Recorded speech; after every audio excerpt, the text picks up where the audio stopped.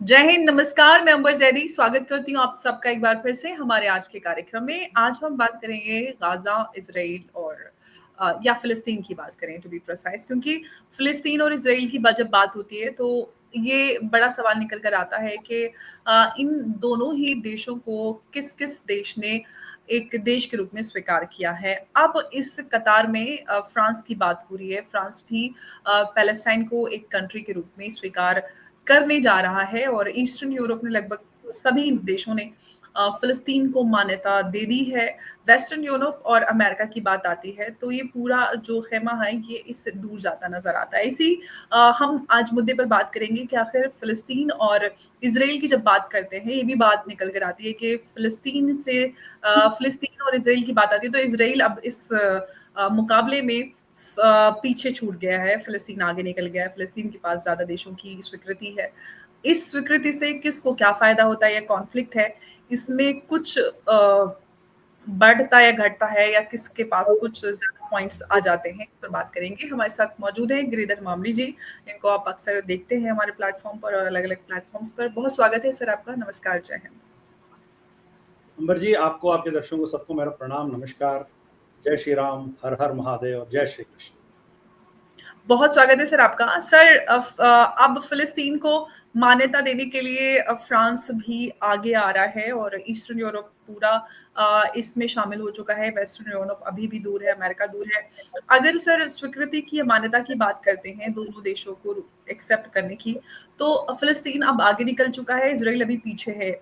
मान्यता की अगर बात करते हैं तो सर इससे क्या कुछ फ़ायदा होता है? क्या कॉन्फ्लिक्ट में कुछ किसी को कुछ मदद मिलती है जो ऑनगोइंग कॉन्फ्लिक्ट है उस पे? किसी भी देश को? देखिए, कितने देश इसको मानते हैं, नहीं मानते हैं, ये क्या कितना अहमियत रखता है, ये एक बहस की बात हो सकती है। बट अल्टीमेटली ये चीज़ है कि यूनाइटेड नेशंस में इसका स्वीकृति नहीं है। They are not part of UNO. UNO में इसका मेंबरशिप नहीं है।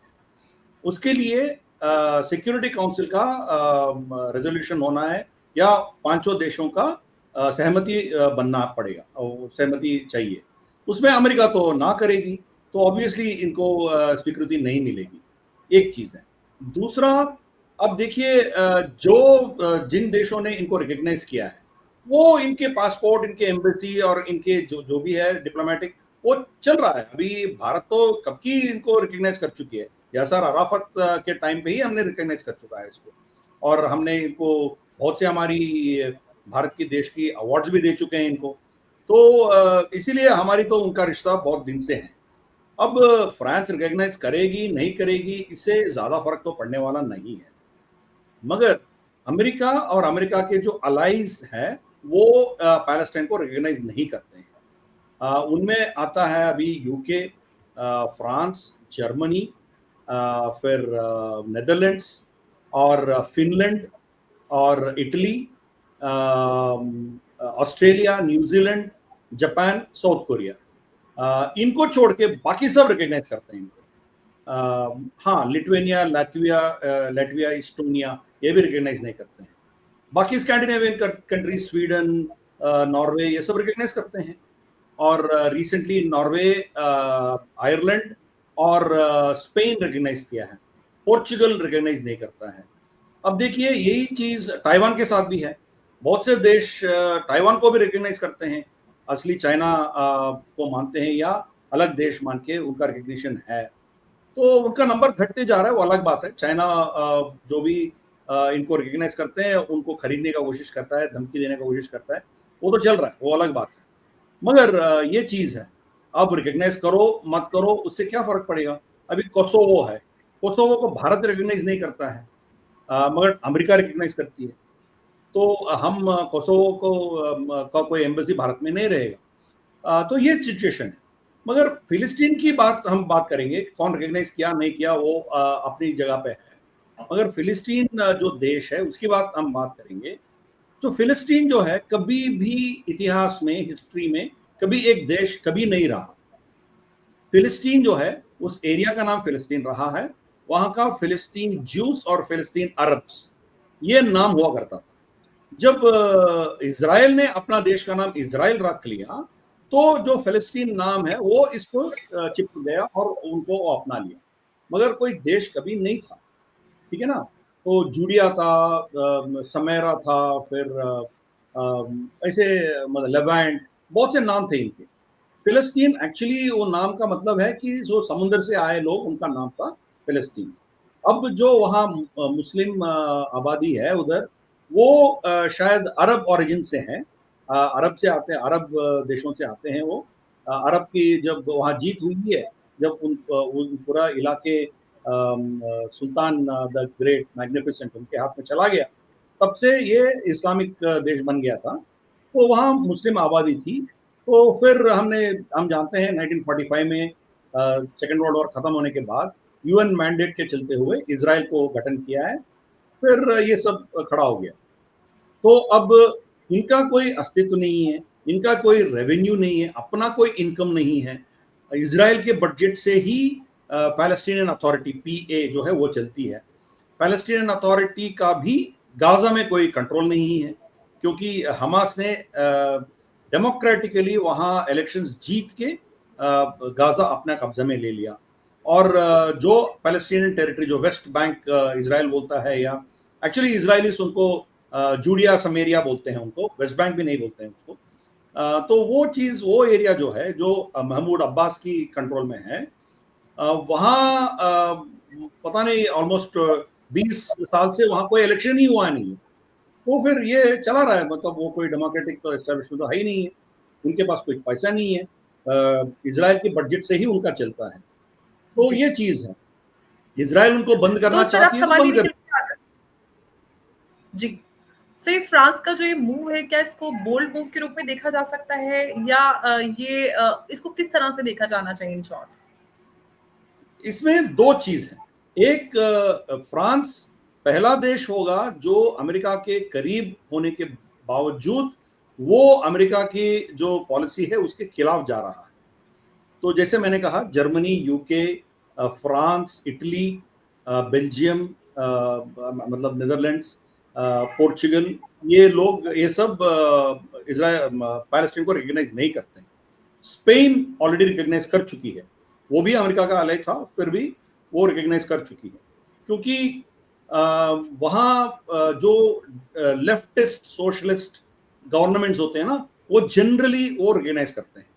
जो कंजर्वेटिव या राइट विंग पार्टीज होते हैं वो रिकॉग्नाइज नहीं करते हैं। तो कियर स्टारमर भी यूके के इलेक्शंस के समय वो उनका एक प्रॉमिस था कि वो जीतने के बाद फिलिस्तीन को रिकॉग्नाइज करेंगे। उनके ऊपर भी दबाव है, मगर यूके का अपना कोई अस्तित्व तो है ही नहीं है। अमेरिका जो बोलेगी वो करना पड़ेगा उनको। तो इसीलिए शायद यूके क्या करेगी देखना पड़ेगा। तो फ्रांस पहला ऐसा देश है, जो बड़ा देश है, जो अमेरिका की पॉलिसी से हट के वो बाहर जा रहा है। इसीलिए उनको पीड़ा हो रही है, अमेरिका को, इसराइल को, सबको पीड़ा हो रही है। तो ये चीज़ है। अब फ्रांस क्यों कर रहा है, वो दूसरी एस्पेक्ट हम देखेंगे तो फ्रांस को क्या फ़ायदा होने जा रहा है। अब तो यासर अराफात भी फ्रांस पेरिस जा चुका है, वहाँ रह चुका है, तो ये तो आना जाना होते रहता है। और फ्रांस में तो बहुत से मुस्लिम ब्रदरहुड के बहुत से लोग वहाँ पनाह भी ले चुके हैं। खोमेनी भी वहीं था। वहाँ से ही शाह को हटाने के बाद पेरिस से वो निकल के आया, फिर तेहरान पहुंच गया, और जो हुआ सो हुआ। तो रिकॉग्नाइज करें या ना करें, पेरिस और फ्रांस पहले से ही इनका एक सेफ एक डेस्टिनेशन था इनके लिए। तो क्या फर्क पड़ने वाला है अभी। अब ये चीज है, मगर उनका अपना पॉलिटिक्स भी देखना पड़ेगा। फ्रांस का खुद का अंदरूनी पॉलिटिक्स जो है, वहां मुस्लिम आबादी बहुत बढ़ चुकी है, स्पेशली नॉर्दर्न अफ्रीका से जो लोग वहां के रह रहे हैं, अल्जीरिया या साहिल रीजन से। पूरा साहिल उनके कब्जे में था। साहिल रीजन मतलब जो वेस्टर्न सहारन एरिया है, माली, बुर्किना फासो, और नाइजर, ऐसे मोरक्को, ऐसे ये जितने भी देश है उधर, वो सब फ्रांस के कॉलोनीज थे। फ्रांस इनको 60s में इनको सो कॉल्ड आज़ादी दिया है, मगर फिर भी ये उन देशों का कंट्रोल फ्रांस के पास ही था। अब 1 साल पहले, 1.5 साल, 2 साल पहले धीरे धीरे से वो फ्रांस से बाहर निकलना शुरू किया है। तो फिर वहाँ रशिया का वैगनर ग्रुप आके वहां बैठ गया, फिर अब रशिया का एक और मतलब रशियन अफ्रीकन बटालियन एक आके वहां बैठा है। तो ये चीज है। तो क्या हुआ, इतने साल उनका शासन रहने के चलते हुए ये लोग फ्रांस और इन देशों के बीच में रिश्ते बहुत तगड़े थे, और ये जा सकते थे उधर, फ्री एंट्री था पेरिस में, तो फ्रांस जा सकते थे। जैसे पाकिस्तानी और भारत और बांग्लादेश के लोग भी यूके आसानी से जा सकते थे।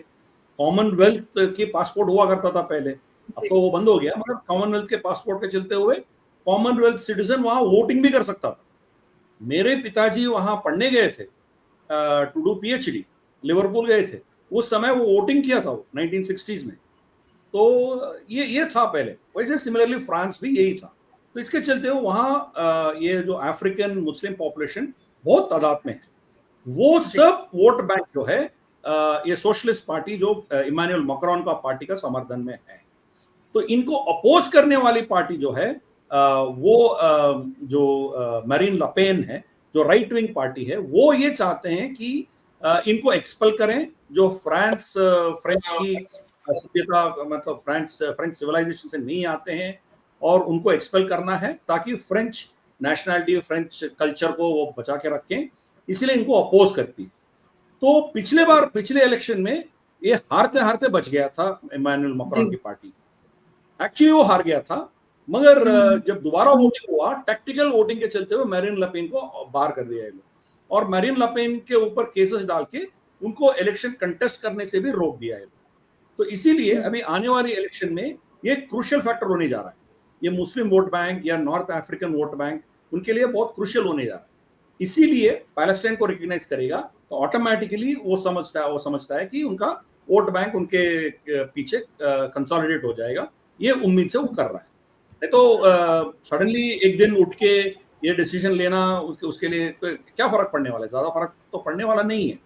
यूएन सिक्योरिटी काउंसिल मेंबर भी है फ्रांस, क्या वहां रेजोल्यूशन ला सकता है पैलेस्टाइन को रिकॉग्नाइज करने के लिए? वो जी। लाएंगे तो भी यूएसए उसको वीटो कर देगा। तो इसीलिए ज्यादा कुछ फर्क पड़ने वाला सर, तो है ही क्या नहीं। ये पॉसिबल है कि सऊदी और फ्रांस मिलकर जो फिलिस्तीन है उसके गठन की कोशिश करेंगे अब इस कदम के बाद फ्रांस के? देखिए इसमें भी दोगलापन है, हिपोक्रेसी इवन ओआईसी में भी है। जो मुस्लिम ममालिक है उनमें भी बहुत हिपोक्रेसी है। अब देखिए फिलिस्तीन के बारे में इतना चिल्ला चिल्ला के लोग बहुत बोलते हैं, पूरे दुनिया में ढंका पीटते हैं, इनके साथ ये हो रहा है, वो हो रहा है, जेनोसाइड हो रहा है गाजा में, फलान ढिमकान जो भी है लोग बोलते हैं। मगर ये फिलिस्तीनी अरब को ये लोग अपने देश में आने के लिए लेने के लिए तैयार नहीं है कोई भी। और गाजा पट्टी का जितना भी वहाँ की जो जो भी स्मगलिंग होता है, जो भी आर्म्स अम्यूनिशन, उनका टनल्स के लिए जो काम होता है, वो सब चीज इजिप्ट से स्मगल होके आता है। इजिप्ट को भी पता है, सबको पता है। मगर जी। जब इसराइल ने बम्बार्डमेंट शुरू किया गाजा में, इजिप्ट ने उनके जो रफा बॉर्डर है ना, रफा क्रॉसिंग है, वो क्रॉसिंग के पीछे और 2 दीवार खड़ा कर दिया ताकि एक भी फिलिस्तीन उनके इजिप्ट में एब्सोल्युटली। दाखिल न हो। ना सऊदी अरेबिया किसी को लेता है।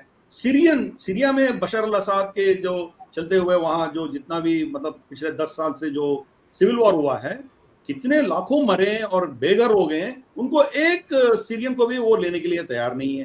ये लोग पूरे यूरोप चले गए हैं, सीरियंस और अफगान ये सब गए। सऊदी अरेबिया में कोई नहीं आता है, तो कोई आएगा तो उसको पकड़ के डिपोर्ट सऊदी कर देते हैं अरेबिया ये तो लोग। किसी को भी नहीं लेता, किसी भी मुसलमान को नहीं लेता। बिल्कुल बिल्कुल, तो ये हिपोक्रेसी नहीं है तो क्या है? इनफैक्ट क्या सर, उनको अगर हम प्रेसिडेंट ट्रम्प के अब्राहम अकॉर्ड की बात करें तो राइट बिफोर दिस कॉन्फ्लिक्ट, ये जो फिलिस्तीन इसराइल कॉन्फ्लिक्ट हुआ उसके पहले वो ऑलमोस्ट साइन करने वाला था, और फिर अचानक से सिचुएशन चेंज हुई। और अब लोकल प्रेशर, पूरे इतने सालों में इस कॉन्फ्लिक्ट को लेकर मोहम्मद बिन सलमान का जो रुख रहा वो क्रिटिसिज्म की वजह भी बना, और लोकल प्रेशर की वजह से उन्होंने थोड़ा बहुत अब आकर थोड़ा बहुत बोलना भी शुरू किया, लेकिन वो भी बहुत सधे हुए लफ्जों में वो बोलते हैं, खुलकर इतना ज्यादा वो इसराइल के खिलाफ नहीं जाते हैं। तो क्या सर सिर्फ ये लोकल जो प्रेशर है उनके जो आम जनता के बीच, क्योंकि वो एक मुस्लिम उम्मा वाला जो एक सेंटिमेंट है वो यहाँ पर आ जाता है, क्या सिर्फ इस प्रेशर की वजह से ये सारी चीजें हो रही हैं, या फिर हम कोई इजराइल फिलिस्तीन कॉन्फ्लिक्ट का कोई हल निकलते हुए अब देखेंगे फाइनली? देखिए, और अब तो रिजॉल्व होने वाला तो है नहीं है। तो अब again go back to their hypocrisy, उनके दोगलापन देखिए। अब सऊदी अरेबिया इजराइल को रिकॉग्नाइज नहीं करती है। जो अब्राहमिक अकॉर्ड आपने बोला है उसके चलते हुए यूएई ने रिकॉग्नाइज किया है। यूएई, बहरीन, ये लोग इजराइल को रिकॉग्नाइज किया है, मगर सऊदी अरेबिया आज भी रिकॉग्नाइज नहीं करती है। मगर जब ईरान ने मिसाइल्स दागना शुरू किया इजराइल के ऊपर, उनको रोकने वाला सऊदी अरेबिया था। उनका इंटेलिजेंस इजराइल को सऊदी अरेबिया ने दिया है, और हौतीस के ऊपर मिसाइल्स मारने के लिए अपना एयर स्पेस इस्तेमाल करने के लिए परमिशन भी दिया है इजराइल को सऊदी अरेबिया ने। मतलब क्या है, बाहर बोलना एक चीज अलग है, और मुस्लिम उम्मा ये वो सब बोलते हैं, मगर पीछे से इजराइल का पूरा समर्थन करते हैं लोग। अभी जॉर्डन देखिए, जॉर्डन का किंग अब्दुल्ला भी क्या बोल रहा था, ये फलस्तीन के साथ ना इंसाफी हो रहा है, ये वो सब कुछ बोल रहा था। मगर ये ड्रोन जितने भी ईरान से आए हैं, पहले वो शूट डाउन करने वाला जॉर्डन एयरफोर्स ही था, जॉर्डेनियन फोर्सेस ही थे, वही किया। फिर ये अब्राहमिक अकॉर्ड के चलते हुए यूएई का इन्वेस्टमेंट्स और इजराइल का टेक्नोलॉजी वहां समुद्र का पानी को रिफाइन करके जॉर्डन को सप्लाई कर रहे हैं। तो मतलब एक एक एंड से कोऑपरेशन चल रहा है आसानी से।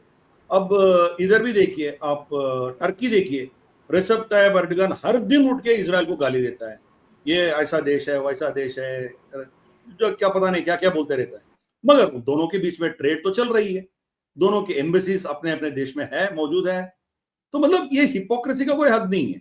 इसलिए मुस्लिम उम्मा कोई चीज है ही नहीं है, कहीं भी नहीं है। अब ईरान एक मुस्लिम देश है, वहां फर्दों में बम डालने के लिए, बंकर बस्टर बम डालने के लिए पाकिस्तान के एयर स्पेस का इस्तेमाल किया है अमेरिका ने। उनको असीम मुनीर को बुला के लंच में बिठा के बम खिलाया, उसको खाना खिलाया नहीं खिलाया वो अलग बात है, बम खिला दिया उसको। तो ऐसा फिर क्या उम्मा किधर है बताइए आप? उम्मा होगा तो फिर शिंगजांग के बारे में ये लोग चुप क्यों हैं? वहां यूगर्स के साथ जो हो रहा है वो पाकिस्तान भी कुछ नहीं बोलता है। इमरान खान बोलता है मुझे मुझे कोई इल्म नहीं है, मुझे कोई समझ नहीं है, उसके बारे में कोई जानकारी नहीं है। मगर यहाँ कोई कार्यकूड़ी में कोई मुसलमान के साथ कुछ होता है तो चिल्ला के बोलता है, देखो भारत तो में सर मुसलमान। यहाँ पे मैं ये जो हिपोक्रेसी के बारे में आप सर काफी देर से बात कर रहे हैं, जो इस्लामिक वर्ल्ड की हिपोक्रेसी है, ये इसराइल फिलिस्तीन कॉन्फ्लिक्ट को लेकर और इससे सिमिलर कॉन्फ्लिक्ट, या फिर मुसलमानों के जो इश्यूज हैं या मुसलमानों पे जो तशद्दुद या जुल्म हो रहा है वो, जैसे कि आपने चाइना की बात की, या और भी कई सारी ऐसे देश हैं जहाँ पर ये सारी चीजें होती हैं, और चाइना में तो जो जिस लेवल का होता है ऐसा कहीं भी नहीं होता है। उस पे हम जो ईरान है, ईरान की भी खामोशी भी नजर आती है। पाकिस्तान तो खैर एक अलग ही देश है। अब सवाल ये है कि सर जो एक पूरे इस कॉन्फ्लिक्ट को किस तरह से देखा जाना चाहिए, जो खासतौर से क्या मुस्लिम वर्ल्ड में जो सऊदी अरेबिया की जो एपिसेंटर ऑफ इस्लाम है उसकी जो hypocrisy on this particular issue, इसको लेकर कुछ एक नैरेटिव चेंज होने की जरूरत है, या लोगों को ये बताने की जरूरत है कि it's purely a political conflict, इससे सिर्फ इस्लामिक या फिर एक रिलीजियस सेंटिमेंट का कोई लेना देना नहीं, क्योंकि जिस तरह से अलग अलग देशों, इस्लामिक वर्ल्ड भी इस पे पूरे अलग अलग खेमों में बटा हुआ है। तो जो आम लोग हैं, खासतौर से भारत और पाकिस्तान, बांग्लादेश में आप देखें, पाकिस्तान की सरकार अलग रुख रखती है, जनता का अलग चलता है।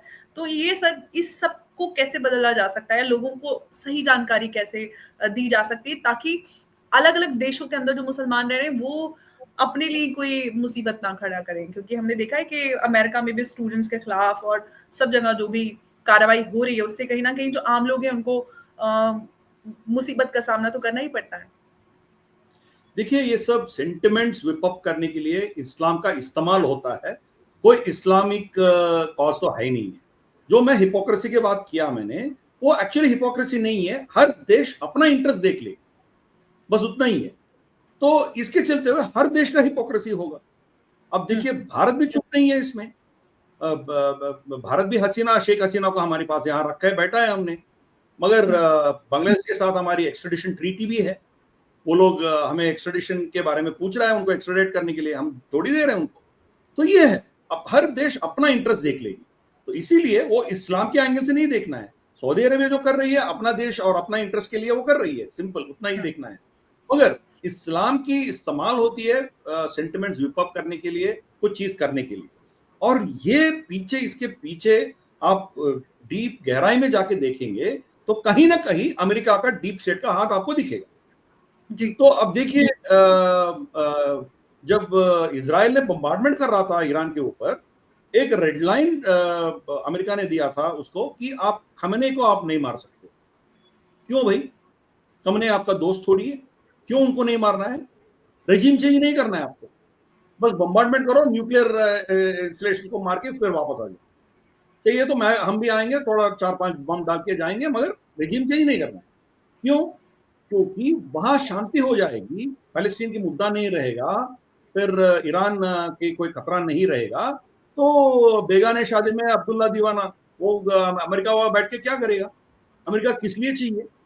इनसे एक बैरल तेल नहीं खरीद रहा है अमेरिका, मगर डॉलर डिनोमिनेशन में पूरा तेल बिकता है दुनिया में। क्यों? अमेरिका के इतना बेसिस हैं पूरे उधर वेस्ट एशिया में, तो क्यों, किस लिए चाहिए? इसीलिए चाहिए कि कोई ना कोई, ईरान देखो देखो, ईरान है, उनके पास न्यूक्लियर हथियार है, ये है वो है, देखो देखो ईरान का डर पैलेस्टीनियन। बेचकर वो अपना अपना हथियार बेच सकते हैं। अपना हथियार नहीं है, अपना पूरा वर्चस्व डोमिनेंस। चलाता है, एग्जैक्टली। डोमिनेंस। बस वेस्ट एशिया में नहीं है, पूरा दुनिया में है। तो डॉलर की क्या औकात है? डॉलर किस मूल के, डॉलर का तो कोई औकात ही नहीं है ना। उनका कोई 27-28 ट्रिलियन डॉलर इकोनॉमी है अमेरिका, ऐसा बताते हैं। भाई किधर है पता नहीं, मैं तो उस आंकड़े में बिलीव ही नहीं करता हूँ। जो भी है 27-28 ट्रिलियन डॉलर का इकोनॉमी है, मगर उनका कर्ज 37 ट्रिलियन डॉलर से भाई, 10 ट्रिलियन डॉलर उनका कर्ज है। मतलब ऑलरेडी कंगाल हो चुका है। डॉलर का क्या कीमत है, क्या भाव है? पूरा दुनिया को धमका के वो डॉलर चला रहा है। डॉलर है इसीलिए अमेरिका है, नहीं तो अमेरिका को कौन भाव देगा? इसीलिए ये सब चलाएगा। चीन का भी, गाजा का भी, ये लोग सीज फायर के बारे में इतने बार दोहरा दोहरा के सीज फायर कराने का कोशिश अमेरिका क्यों कर रहा है? क्या फिलिस्तीन में जो पीड़ित है, जो मुसलमान है या जो भी पैलेस्टीनियंस है, क्या उनके कोई, इसके ऊपर कोई हमदर्दी है इनका? ऐसा कुछ नहीं है। उनको रिवियरा बनाना चाह रहा था ना डोनाल्ड ट्रंप ने, फिर भी सीज फायर के बारे में क्यों बात कर रहा है? क्योंकि हमास रहना है।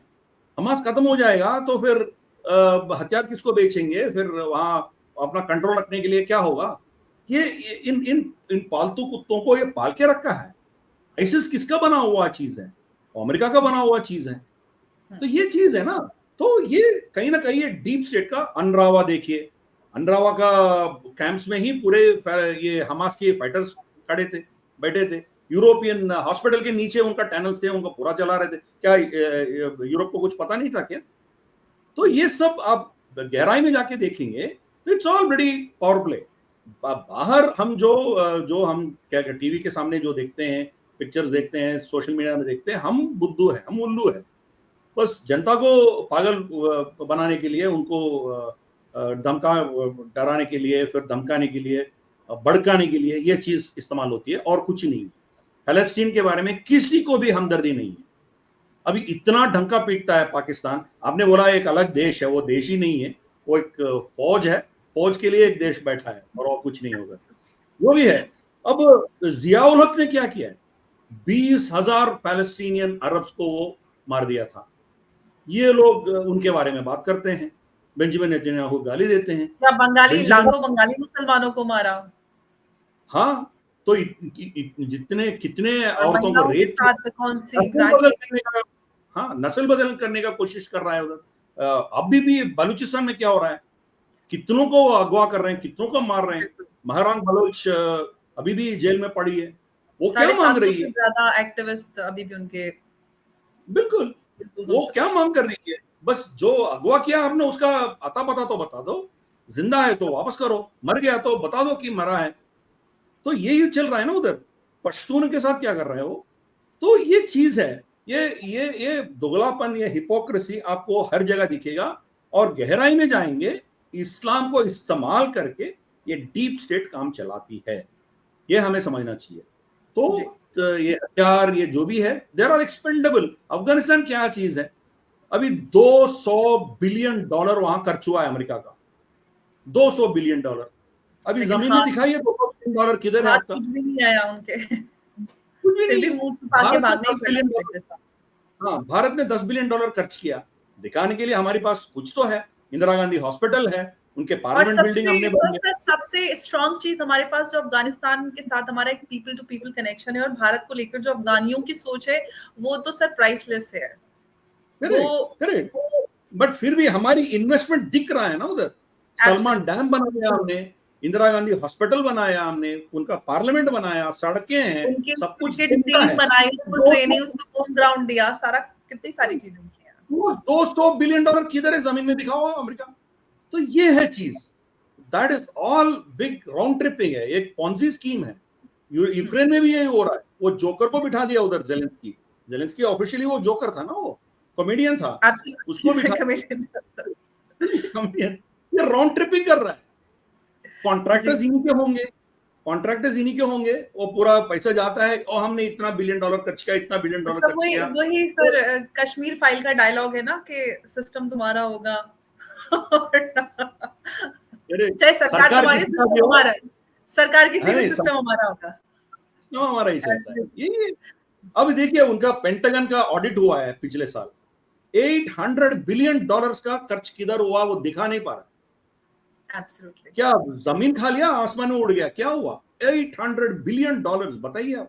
$800 बिलियन का डिफेंस बजट अमेरिका का है। उतना $800 बिलियन वो खर्च में लिख के रखा है वो लोग, मगर खर्च किधर किया है, इसका हथियार किधर है, किसको दिया है, क्या हुआ है, कोई हिसाब किताब नहीं है। $800 बिलियन ऑडिट में उनका कोई आंसर ही नहीं, जवाब ही नहीं है। तो ये सब इनका डीप स्टेट का एक खेल जी। है। ये सब लोग उसमें फंसे हुए हैं, और छोटे छोटे देशों में ये उनका हथियार एक्सपेरिमेंट करते हैं, उनके ऊपर इस्तेमाल करके टेस्टिंग करते हैं ये लोग। वही न्यूक्लियर बॉम्ब भी एक थर्ड वर्ल्ड कंट्री जापान के ऊपर डाल दिया। जापान ऑलरेडी सरेंडर हो गया था, उसका खत्म हो गया था, फिर भी जी। 2 बॉम्ब डाल दिया चेक करने के लिए कि इसका क्या इफेक्ट होगा। America is the only country जो इंसान के ऊपर न्यूक्लियर अटैक करने वाला एकमात्र देश है, अमेरिका। तो वो अमेरिकन स्टेट का एक चाल है। और ये जितने भी यहाँ लोग बैठे हैं, इनके जो चलाते हैं, देश को चलाते हैं इन देशों में, इस्लामिक देशों में, उनका क्या औकात है? पूरे अमेरिका के कठपुतलियां हैं वो। अमेरिका चाहता है तो कल के दिन उसको बदल सकते हैं। सद्दाम के साथ क्या हुआ, एब्सोल्युटली। गद्दाफी के साथ क्या हुआ, ऐसे उठा के फेंक सकते हैं वो लोग। किंग अब्दुल्ला को कौन बिठाया?